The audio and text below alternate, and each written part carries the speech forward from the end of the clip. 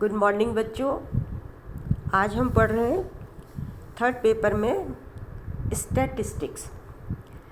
तो सबसे पहले हम ये देखेंगे कि स्टैटिस्टिक्स से क्या मतलब है।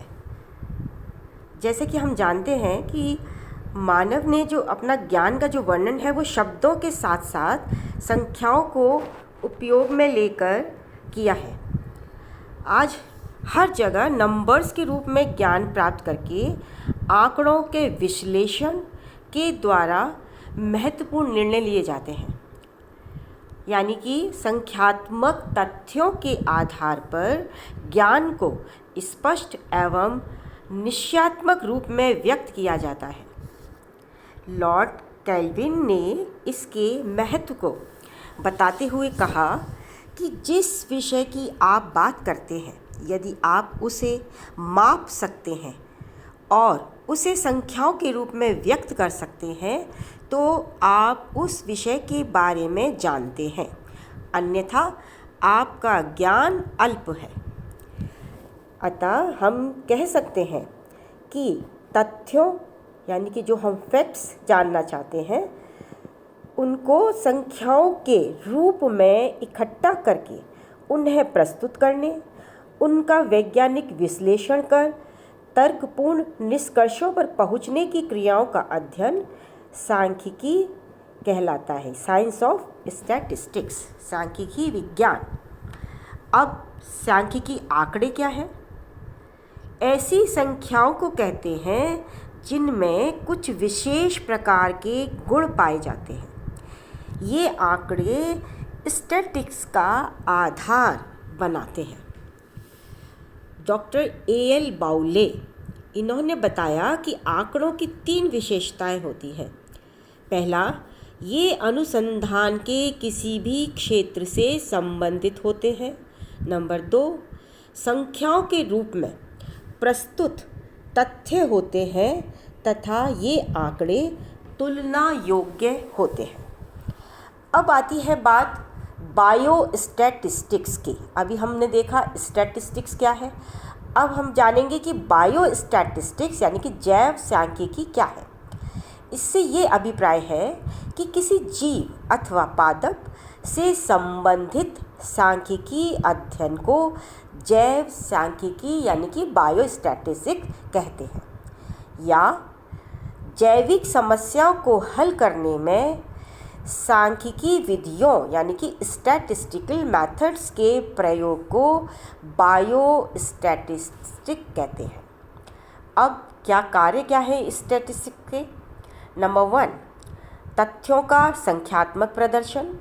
नंबर 2, जटिल समस्याओं को सरल रूप में प्रदर्शित करना।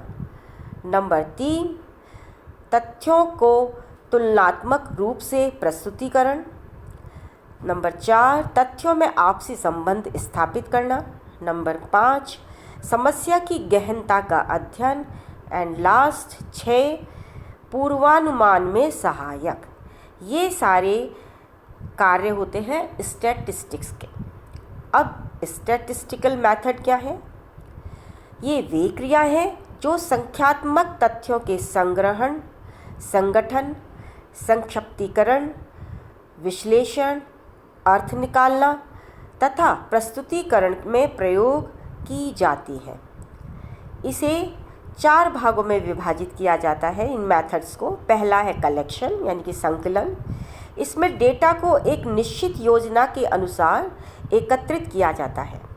उसके बाद है प्रस्तुतिकरण यानी कि प्रेजेंटेशन। एकत्रित डेटा को सिंपल, सिस्टमैटिक तथा कंपेरेबल यानी कि तुलनात्मक रूप से बनाने के लिए इन्हें टेबल्स या खाने बना के उन्हें प्रस्तुत किया जाता है।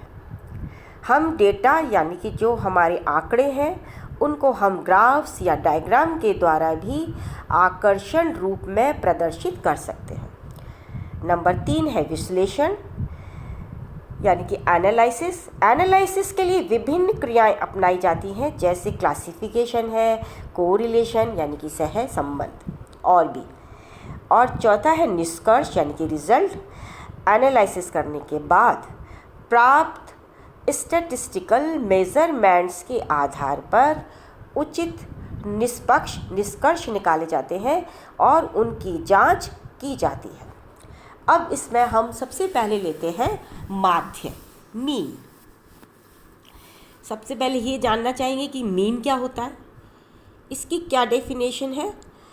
आंकड़ों का समांतर माध्य वह मान है जो उन आंकड़ों के सभी मानों के योग में उनकी संख्या से भाग देने पर प्राप्त होता है।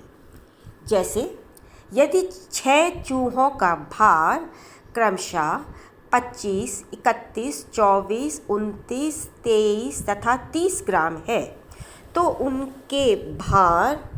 उनके भार का माध्य 27 ग्राम होगा। ये हमने कैसे किया, जितने भी जो मान यानी कि जो आंकड़े या डेटा दिए गए थे उनको हमने जोड़ा और उनकी जो संख्या थी 6 उससे हमने भाग दे दिया।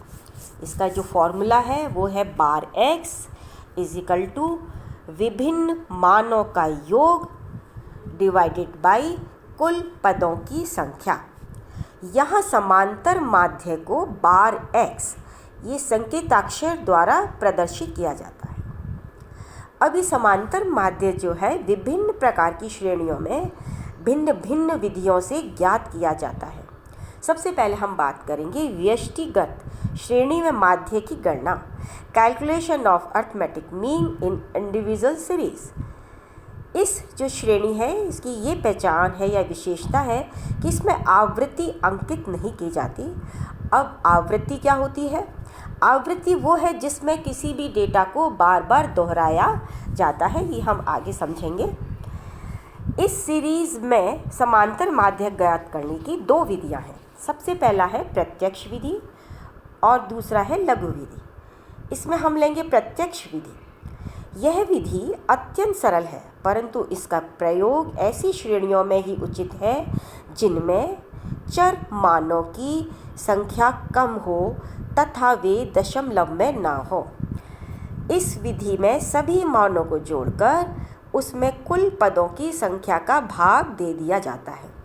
अब चर मान जिसको हम कहते हैं वेरिएबल वैल्यू, इससे क्या तात्पर्य है, किसी भी प्रतिदर्श या जो सैंपल हमने इकट्ठा किया है उसमें भिन्न भिन्न लक्षण, जैसे भिन्न समूहों में लंबाई, ऊंचाई, भार, दांतों की संख्या, ये जो अलग अलग लक्षण है किसी भी सैंपल में, ये चर मान या वेरिएबल वैल्यूज़ कहलाते हैं। यदि इंडिविजुअल सीरीज़ में x1, x2, x3 और xn आदि विभिन्न मान हैं तो समांतर माध्य यानी कि बार x का सूत्र निम्न प्रकार होगा। Bar x is equal to x1, x2, x3, xn divided by n, या bar x is equal to summation x upon n। अब देखिए यहाँ पर बार x ये है संकेताक्षर समांतर माध्य के लिए प्रयोग किया गया। समेशन x यानी कि सिग्मा x, इसको हम मानों के योग के लिए प्रयोग में लेते हैं और n संकेताक्षर पदों की संख्या के लिए प्रयोग किया जाता है। अब हम एक उदाहरण लेते हैं जिसमें है एक कक्षा के 10 विद्यार्थियों की लंबाई निम्नलिखित है। ये विद्यार्थी की संख्या दे रखी है 1, 2, 3, 4, 5, 6, 7, 8, 9, 10। यहाँ पर उनकी लंबाई दी हुई है 165, 163, 155, 150, 170, 185, 162, 164, 157, 169। अब हम ये फॉर्मूला यूज़ करेंगे, जो हमारा फॉर्मूला है समेशन x अपॉन n। ये नंबर है, ये n है और ये हमको दिया हुआ है x। तो टोटल हमारे पास जो x है वो है 165 प्लस 163 155, 150 इन सबको हम जोड़ लेते हैं तो ये आता है 1640 और इसको हमने डिवाइडेड बाय 10 तो हमारा जो समांतर माध्य आया वो है 164 सेंटीमीटर।